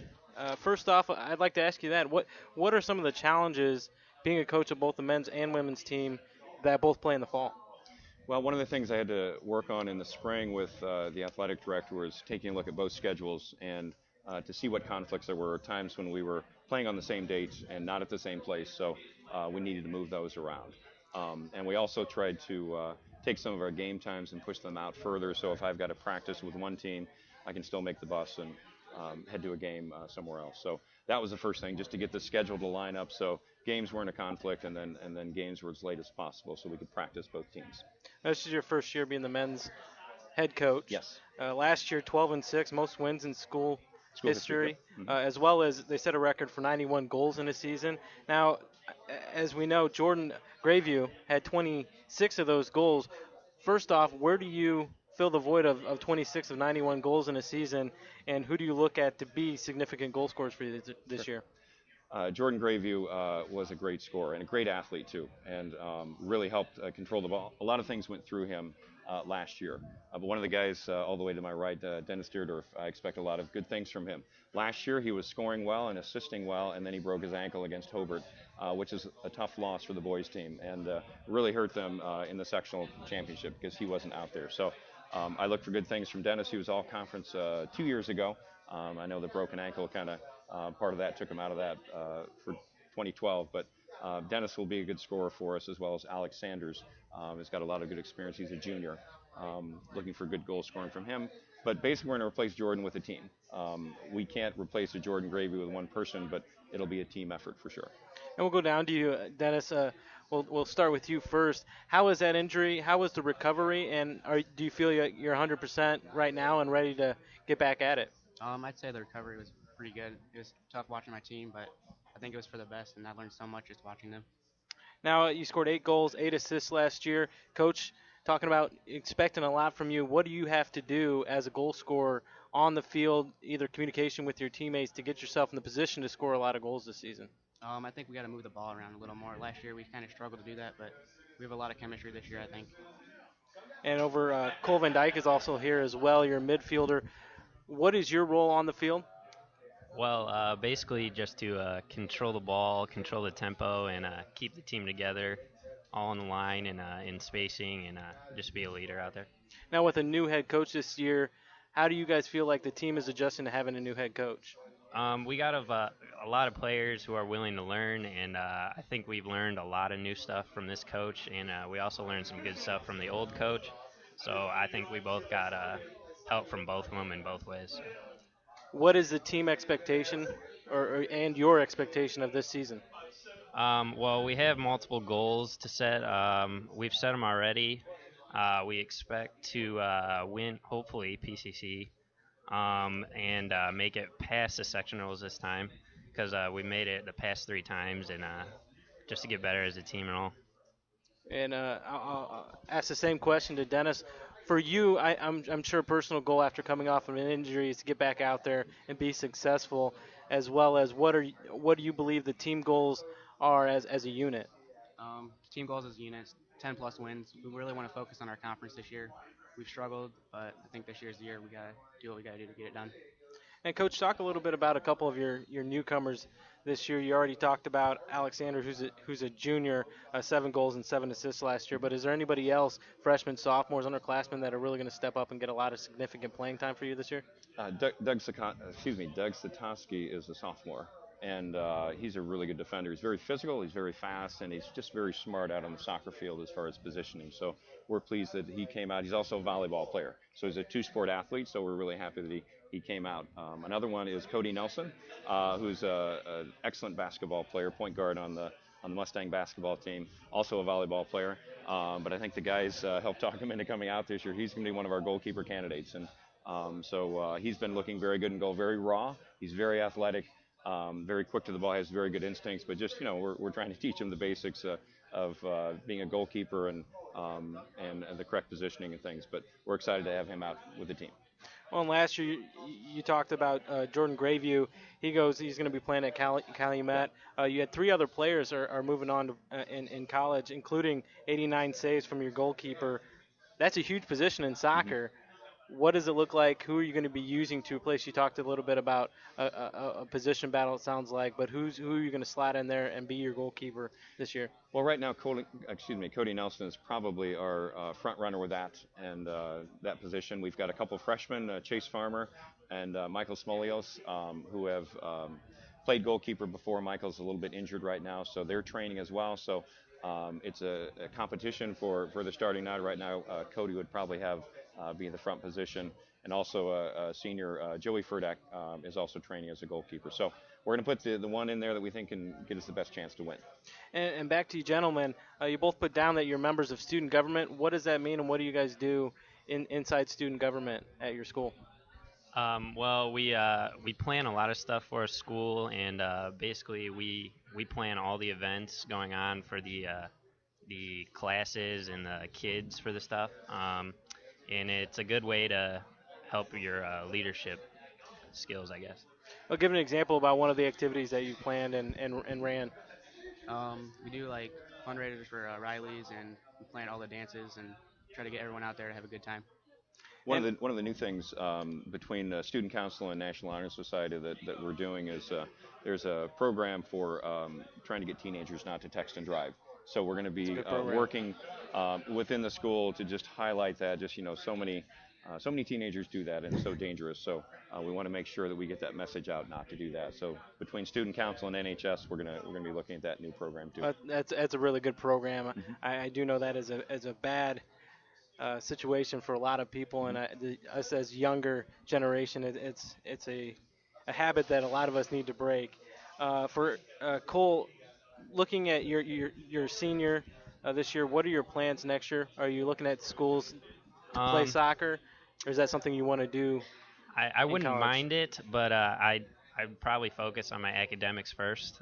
That comes first. I struggle in a little classes here and there, but if I could, I would probably take the opportunity. Are there any schools that you're looking at right now? None in particular, not yet. Still searching. That's all right. Dennis, for you as well, are you looking to play collegiate soccer? And if so, what universities are you looking at?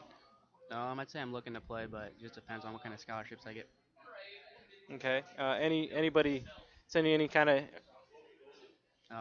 Nothing really big, but. As well as, Coach, you talked about, you heard your players talk about double-digit wins as a new head coach.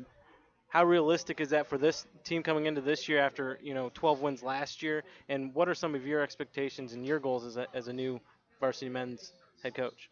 Well, we lost 5 good seniors, and one of them, in fact, Nick Simpson, was our sweeper last year, and he's joined the coaching staff as a graduate assistant. So we're really happy to have him on board to help with that training.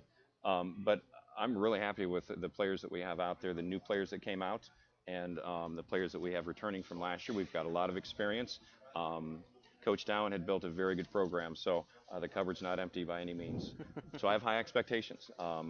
Every game we go into, there's not a game on the schedule that we can't win if we play like we should play. So, Boone, Hanover, Wheeler, those teams are always going to be tough, and we always have to go through Boone to win the sectional. So they've got a great program over there, but I just am very confident in the players that we have.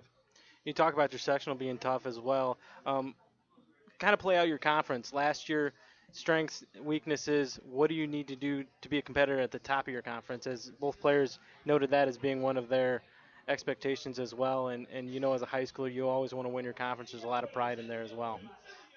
Boone is always going to be tough. I mentioned them, and we need to make sure that we play well against them. Hanover Central changed out, so they won't be in the conference, but Hebron is always tough. So we got to make sure that against those conference opponents, we really focus on them and bring our best game. Well, I'd like to thank Coach Tim Schwartz for coming out, as well as Cole Van Dyke and Dennis Deerdorf. The best of luck to you guys this year, and we'll be seeing you at the end of the season. All right. Thanks so much. Appreciate you having us on. We'd like to thank JJ's Pizza Shack for providing all the pizza for here today. For great tasting pizza, you must try JJ's Pizza Shack, located on 1354 West Northland Road in Valparaiso. They offer a variety of great tasting pizza, including their famous kitchen sink.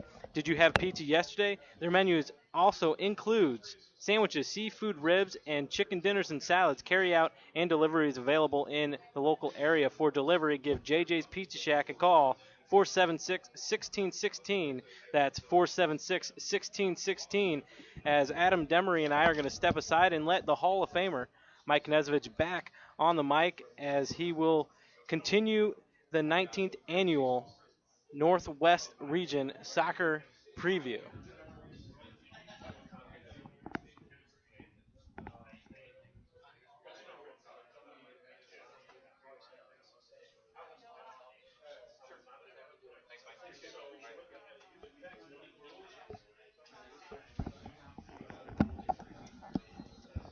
Hi, Adam.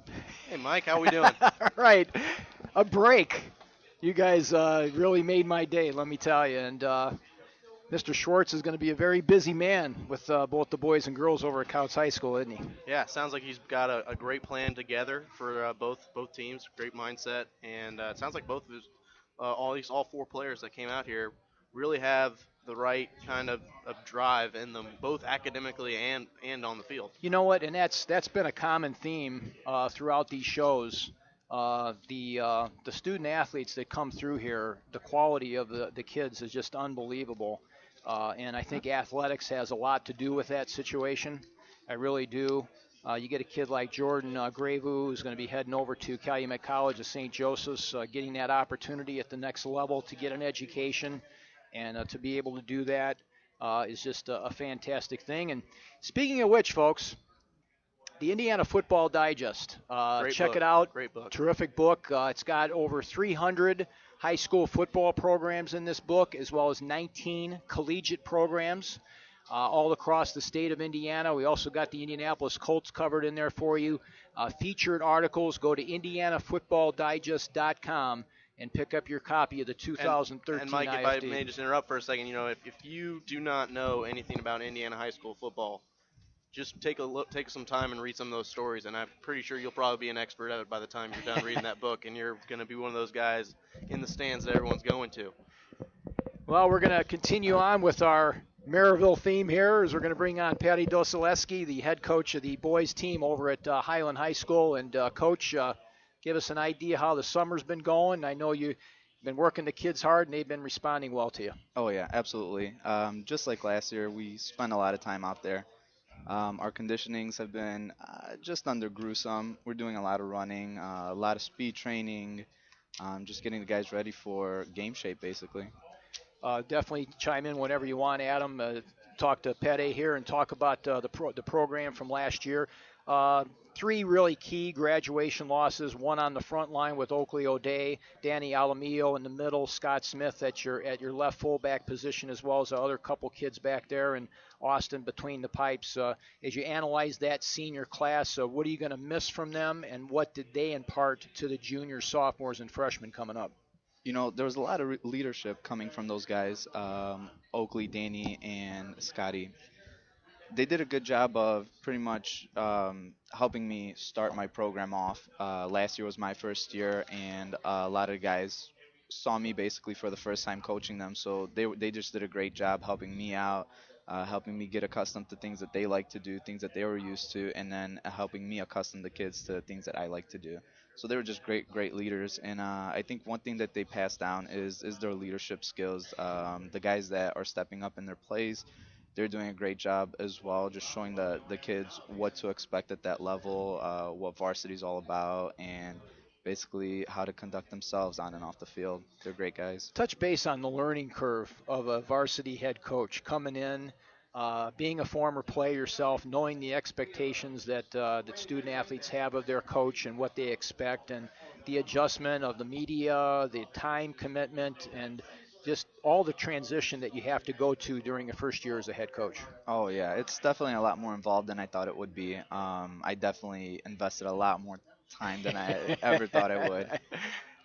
One thing though, it's definitely worth it. I love being out there with the guys, and hopefully they could see that they keep coming back. So I think they can, and I think it comes down to if you're enjoying yourself, they're going to be enjoying themselves, and that's what it comes down to. If everyone's having fun, um, winning, losing doesn't matter. People are having a good time. Winning's a bonus. And I know for you, you want to just have the game played the proper way. You want to be competitive. Absolutely. And then let the chips fall where they may, right? Absolutely. There we have higher expectations than last year. We last year our goal was to be in it every game, and most of the games we were. I think there were one or two where we wish we could take back, but the majority of the games were lost by one goal. And this year, hopefully, the cards will swing in our favor, and the other teams will be saying, "Wow, we're one goal away." What was the difference? You started out 0-5, Yes. rough start as Yes. far as the quality of the schedule was Yes. concerned. Then you finished 6-7. What was the difference? It was kind of a season of both halves, wasn't it? Oh yeah. The first couple games though they were so close, and the teams we played were very competitive. Like I said, it could have gone either way, and the cards just fell in their favor for some reason. 5 times in a row, it's like flipping a coin, landing heads 5 times in a row. It happened to us, but this year hopefully it'll land the other way. You brought out John Towson along with Joey Good. We talked to he's been turned right here, and you think is a tribute to the Trojans this year. Max Young, he's a great striker. He's just a big body. Last year he ended up putting a lot on post and actually putting a lot on goal as well in goal. He's back with us, so he should do some good things. In defense, I'm actually having sophomores fill. If committees last year, the guys on the roster last year might have something to worry about with their positions, but they're doing a great job filling in for the guys that I lost as seniors. In between the pipes, is Josh going to step out to fill that hole, kind of open for competition? Josh kind of split time with Austin last year, and it was 50-50 on who got it. Austin won it the majority of the time, but Josh took it from him certain weeks, so he's ready. He's definitely seen a lot of varsity time, and I think he could step up and he'd do good things for us. Introduce John Towson along with Joey Goodeve, coach, what they bring to the table, both from a leadership standpoint, both being seniors this year, as well as their skill level. Johnny and Joey, they're both going to be in the center for us and just control the tempo of the game. Where I had middle, Johnny, same as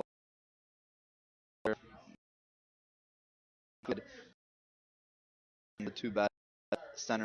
Yeah, I think those are just uncanny, and I mean, I try and play with them every once in a while, and I was a defender for Coach Pass when we went to state, and I can't even keep up with these guys. Well, that was obviously one of the problems of getting old, Coach. Yeah, that's true. That's true. Let's bring on John Towson right now. John, Tell you what, buddy, first in your class, an academic all-stater as well as a multiple sport athlete. Talk about the importance of academics in your student life and how you're able to teachers. Yeah, it's definitely everything. Get game sometimes. Right. I sacrifice. It's going to be your media up as far as getting those to the strike. Playing together. Time. Or something. It'll go great. The chemistry's there. John, you're right now, actually in the middle of the field. You're going to be one of the guys out there. You got to be a leader. You know, with this great record here, having state,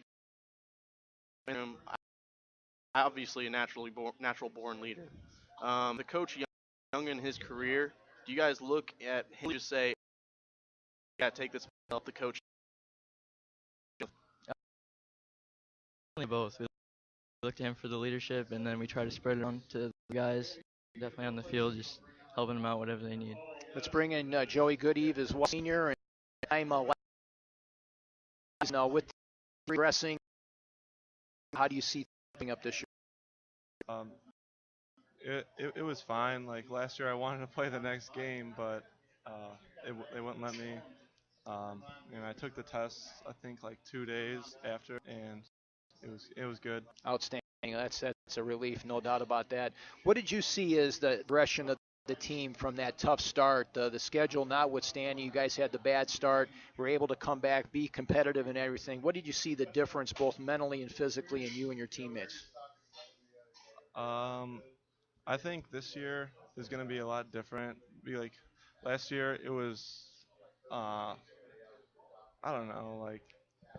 Well, you had an adjustment. You had a new coach, right? New program. Yeah, new coach, and obviously, like we learned something from that. And yeah, I think we're playing. Hopefully, we're trying to condition. So, if you were to pick identity now, our deep that you're gonna have the game, you're gonna have to identify. You're gonna have to face the whole 11. That's he wants to hear. That's for sure. Give you a wrap-up, coach. The schedule's always tough for Highland High School, Northwest Crossroads Conference opponents, out of conference as well. With the Doomler thrown. Your expectations for the 2018 season? Our record wasn't as we performed. We finished 12. This year we're hoping to, if not. Those games that we lost 1-0, I think there were maybe 4 or 5 of them, and then we'll turn those in our favor. And like I said, with the thanks. Thank you so much. Thanks for your time very much. Joe, along with Tade Dorleski, joining us here from Highland High School here on our 19th annual installment of the Soccer Kickoff Show. We're going to move over to the Duneland Athletic Conference. We're going to bring in Coach DG and the Michigan City Lady Wolves here in a second. Again, what an impressive record right there, though, Mike, with the academic all-state #1 in your class. Yep. 4.4 GPA. I could only dream of a 4.4 GPA when I was in high school, which was not that long ago. When you're making A's on advanced classes, that's how you're going to get over that. And they definitely job done. There's no doubt about that. Definitely a couple good leaders right there. The Lady Wolves from Michigan City High School are going to join us. Stephanie, I got to make sure. I always apologize for this. Daggy. So like an A sound. Okay. Want to make sure I get that out of the way right away. Thanks very much, Stephanie, for taking the time. Also, Benjamin Gilman, the assistant coach, joining us, as well as Aaron Callahan's going to join us as well. And Stephanie, rough season last year for the Wolves. Yeah. But every new season brings new hope and new expectations. Talk about the numbers, the players that are coming out, and the attitude coming into this year. Well, numbers this year are really good. This is the biggest squad I've ever had, so that's that's outstanding. Encouraging. Absolutely. To not have to beg people to come out. So that we have a big varsity and a big JV, so we have ample people there to fill any spots if we have injuries or anything like that. How huge is that from a practice perspective to be able to scrimmage, to be able to analyze, to be able to progress and prepare for each game? Oh, it's totally different because we don't have to just we have subs. I mean, the girls are just like, this is fantastic. We can sit down and we can take a break and we can see the field and watch rather than just constantly being out there and being tired all the time because we're stuck out there and can't get off. And the injuries, obviously, the physical play in the Duneland, I don't think people really understand day in and day out how the student athlete has to get up for each game and the worry. Is there in that conference? No, not in the D. It's so once a week, once a week Duneland, we don't have a couple weeks to recover and reset constant, for 80 minutes, and we make questions less devastating. Morgan, Stephanie, move on. What do you lose from those that show of a student athlete part? Well, captains and solid leaders on the one forward. We take, a big chance. It's going to be hard to to fill in the spots with our newbies. From a positive standpoint, in between the pipes, you got experience with DARPA, Aaron here, which we'll talk to here in a second, as well as Amanda Davia, along with forward, as well as midfield and forward position. But how huge that is to have somebody who understands when to come out on a cross in the offensive third, how to communicate with the defender, the back, and to make those. Yeah. Paige is a beast. I always say you have to have a certain mentality to be a goal. You have to be real physically. Anyone who looks in, she's intimidating me if I was better. That the forward other way because she's a tough girl. By Aaron, she's selected, and she's a multiple sport athlete. The academics are there, but also Blacker Adam, she's number one. More athletes. We need players. About Aaron, a lot. So that's why, and now there's so much. I'll go to. They know that she'll tell their criticism. An extremely solid player. Her footwork is phenomenal, and this year healthy. We're healthy. Coach, talk a little bit about what you expect out of your two-year cap to your right. Great thing. Usually, what I think of things to do with saying it adds to my skills. Running, ball. She'll she's proactive. I think it's good to be a coach or a manager, and you surround yourself with people that are more intelligent than you sometimes. And I think Erin just has that mentality. It is. Okay. Let's bring on Aaron Callahan right now. As mentioned, the top athlete as well as student over at Michigan City High School. And Aaron, first of all, touch base about Hoosier Girls State Delegate and what that's all about for you. Yeah, sure. Hoosier Girls State is a program within Indiana and all country, actually. Delegates are state or go shine for a week, and there we experience kind of a mock government setup. So we position a bunch of people from all over, and it's really cool to get that experience. So it's kind of like an electoral that you go and that kind of thing. Outstanding. The balance between the academics and the athletics and going through the D is a chance able to do position for into swim. I like it all. Is a top radio. I focus on myself with good our support together. some fun people on the soccer team, and I enjoy it a lot. And I've been playing soccer, since I was a kid, so it's not as hard for me to kind of make the sacrifice as much as have fun while I'm doing it and enjoy everything. Aaron, being a dual sport athlete, um, what type of mentality do you bring from soccer to swimming and vice versa? I mean, what's the difference? Why choose soccer and swimming? Is there something there that kind of helps you in each sport, or? Yeah, sure. I think soccer is obviously a lot more of a team sport. You have that huge mentality, and as a team, playing on the field together, you have to depend on each other. And so I think I bring a little bit of that to swimming. And then with swimming, it's so mental, you have to kind of think about it, and you're just swimming laps in the pool. So it's a lot to, work for. And so then that dedication and mentality, I guess I help with other girls on the soccer team and trying to continue that. There are a lot of individual goals, obviously, with swimming being more of an individual sport, and going from that to a team sport in soccer. Talk a little bit about what your individual goals are this year with this soccer team, and maybe even your relationship with your coach and how she's helped you achieve those goals, and how she is going to help you this year achieve those goals. Sure, yeah. Well, I came onto the team as a freshman, and I was pretty small, but I had a lot of older friends, and I liked them a lot. And Coach Daggy has been awesome, very supportive along the way, and always has given me great respect. So I love her for that. And recently, Coach Gilman, this is his second year coaching, and he, brings such a positive intellectual side to the team, and I like talking to him with that.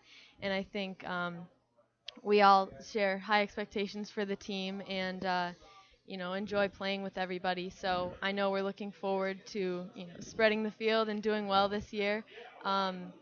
Obviously, the DAC is a tough conference, and so we have rough games, but we all know what that feels like, and we know how to kind of come back for each game and prepare harder this year. Pass that microphone over to Coach Gilman. We want to get him on here, and let's focus on the mental aspect of the game, Coach, and what you bring for the kids, and talk about the emphasis of that on the whole concept of being successful on the pitch. Well, as we've been talking about, the DAC is a very tough conference, and athleticism, skill, ability to play well are all a big part of that. But I find and have been blown away by the character of our girls, their strength, their courage, their mental fortitude, and leaders like Aaron, as well as Amanda Yadavia and Paige Tharp, really bring a strength both mentally and physically to the field that we need to survive in the DAC. So. Well, I tell you what, I want to appreciate you coming out and taking the time. Aaron, congratulations on the academic success, continued success on the field. Coach, thank you very much for all your support that you give us. You're always great with providing us the information for the student athletes. And your expectations for this team this year? This year, I just expect, I think, to be a more technical team and to be calmer. The passing that we've seen this summer and this past week has been phenomenal compared to where we were last year. So I think if we can stay calm and just stay focused and be smart, I think we'll have a really good season. I really appreciate you taking a long drive out here. Safe travels back and continued success. Thanks, Coach. Good luck this year. Thanks very much, coaches. Appreciate it very much.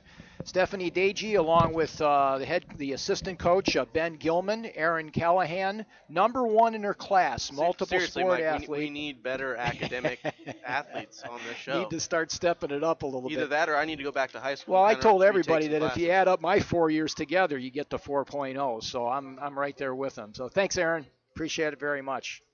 So that was the DAC. Again, we're here at Hallmark Sports Club 2 in Maryville, Indiana, 8328 Colorado Street. It is. Scott Hankins, Jason Kindera doing a great job. Pat over here always helps us out when we're dragging at the end of the show to get things wrapped up here. So we want to thank them for all their terrific support throughout the years. They've got all kinds of youth as well as adult activity going on later on this fall. Our corporate sponsor is Calumet College of St. Joseph. It's your university of choice and the region home for Crimson Wave Athletics. Men's and women's soccer, cross country, volleyball, and CCSJ's nationally ranked bowling teams will be in action during the fall season. You can follow all 18 Crimson Wave teams year by year going to crimsonwaveathletics.com. We are going to move on to the Brickies. Or no, check that. We're going to bring in CCSJ first. They're going to join us again. Austin Olson is going to be here, and Justin Olson. He's going to be joined by a couple of the players here. Matt Plowecki is going to join us, and as well as Mallory DeFries as well is going to join us here. And Coach, thanks very much in coming back out. And we're going to kind of focus now on soccer. We had talked to Peter before about some of the athletics out there. And first of all, give us a thumbnail sketch of last year competing in that CCAC, the tough conference, and how things went during the year and the kids you have coming back for this year. Yeah, absolutely. Thanks for having us. On the men's side last year, we were coming off of our most successful season in program's history, which is great. Last year when we spoke, we talked a lot about the young freshmen that we had coming in, and those guys really, played a big role in that. Half of our lineup last year were freshmen. We have everybody coming back except for one. So as far as our core group, we're still together, and we were able to bring in 15 more players this year. Our conference is very competitive. Right. We have a couple teams that are nationally ranked. We were able to beat Robert Morris when they were ranked 15th in the country, and that was a big win for us, and the guys were really excited about that. The conference itself, and of course the emphasis on academics and also the level of competition. I've seen it on the hardwood with basketball as well. It seems like that division of athletics brings out the best in the competitive spirit. Everybody talks about D1 all the time, but I've seen some of the most exciting collegiate athletic events with the level that you guys participate in. Yeah, absolutely. I mean, these guys will be able to answer better than I will, but, it is a test. In the classroom, our teachers push our students. At practice, as coaches, we push our student athletes, and you got to get it done on both fronts. It's not just about being a good athlete. We have rules on our team. If you're not getting the grades, you're not on the field, and it's that simple. Well, these are two student athletes that come from the region, from Northwest Indiana. We're going to get to them in a second, but we talked before in the earlier segment about a lot, especially on the men's side in Northwest Indiana. So touch base on some of the kids that have been in the program already, some that are going to be coming up that are representing this area of the state. Yeah, on the men's side, obviously our senior captain, Matt Plowecki, he's from Griffith, Indiana. He's been a nice leader for us since he transferred in his sophomore year, and he's been here since I took over the program. So he's somebody that I've really leaned a lot on and trusted him with a leadership role on the team, and he's done very nicely. We have Donovan Cole, Kyle Uzabel, Nicholas Schultz, some big region names from last year. This year we were able to bring in Josh Craig from Lake Central, who had a nice run with those guys and had a nice win over Crown Point, which was a really exciting game. Oh yeah, down 3-0. He had all three of their goals, which was awesome. So he's been looking sharp this preseason. He's going to be a guy that's going to contribute for us, and I'm sure play some minutes this year.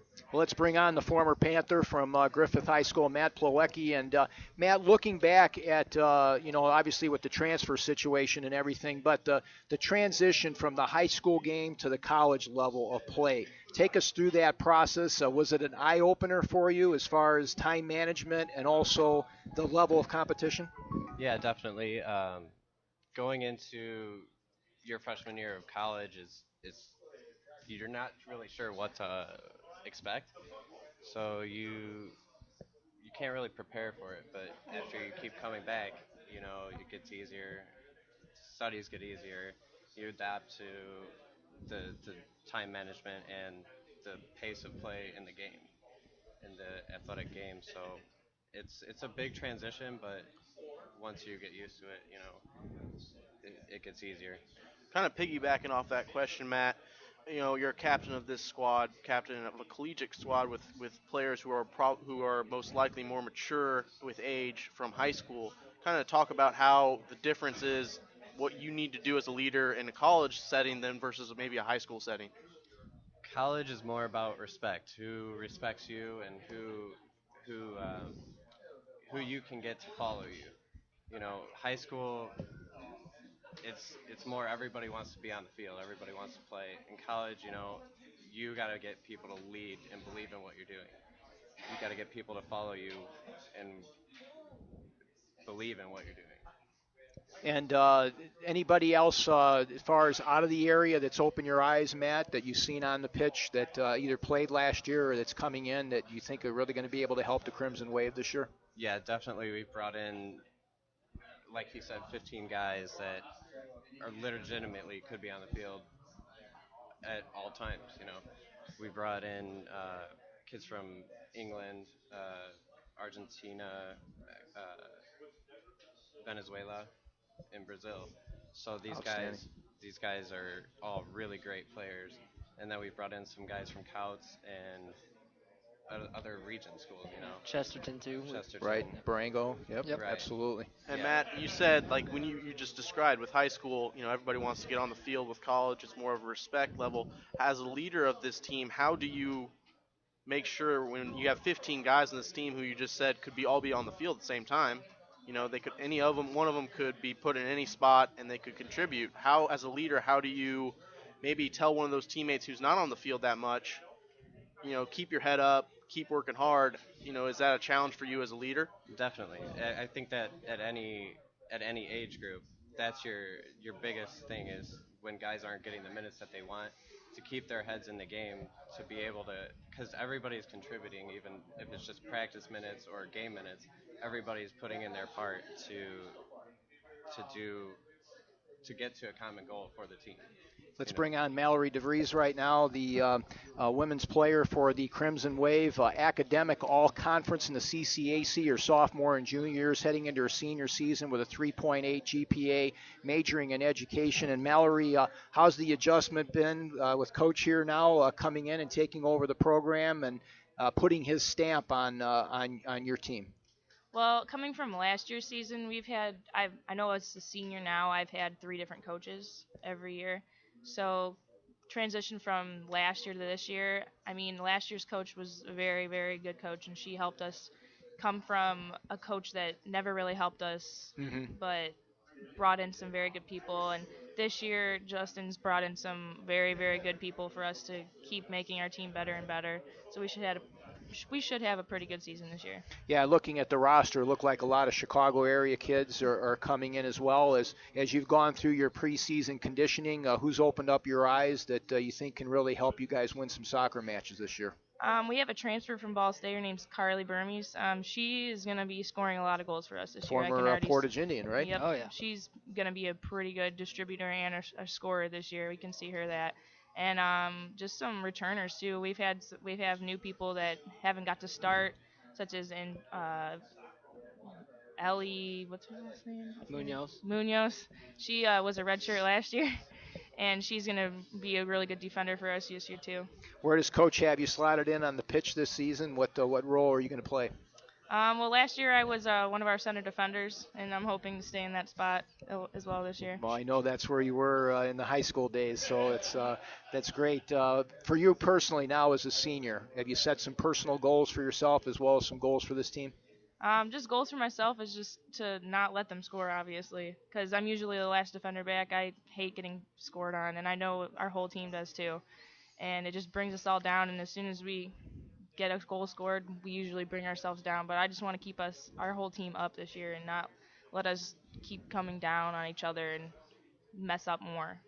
Having different coaches as much as you've had with your career here, what has been your motivation, your drive to continue to work as hard as you can as an athlete and a student this year, going into this year, and how has that affected your goals by changing when your team changes an identity so many times? I can only imagine what kind of a toll that takes on an athlete.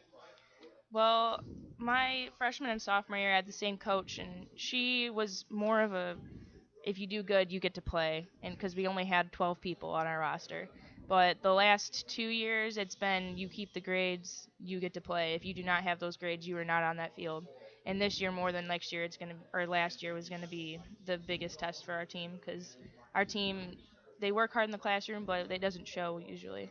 Give you a wrap-up, Coach. Talk about the recruiting CCSJ and what you're able to sell to student athletes, because obviously your scope of influence has been worldwide now, what we're hearing. Yeah, I'm really looking forward to the challenge on the men and women's side. What we can offer as an institution is, we have small classrooms.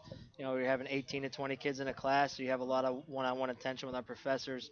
We create a great soccer family on both the men's side and the women's side. And, this would be my first year getting into the recruiting side for the ladies, but I'm very excited with that group, and they all work extremely hard. And I hope to have that momentum going forward, just like we have with our men's team.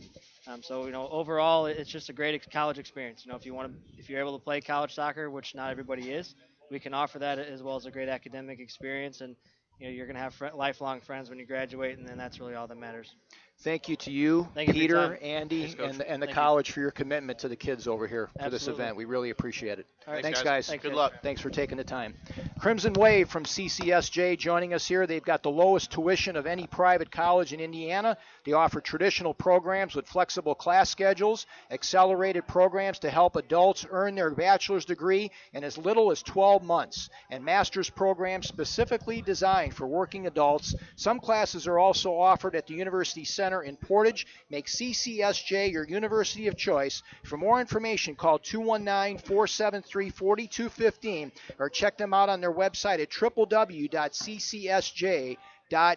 We are going to take a brief time out. We have to archive the second 2-hour segment of this 8-hour marathon, so we're going to come back in about 10 to 15 seconds. So keep it right here for more of the 19th annual Northwest Indiana Boys and Girls Soccer Kickoff Classic on RRSN.com and Regional Radio Sports.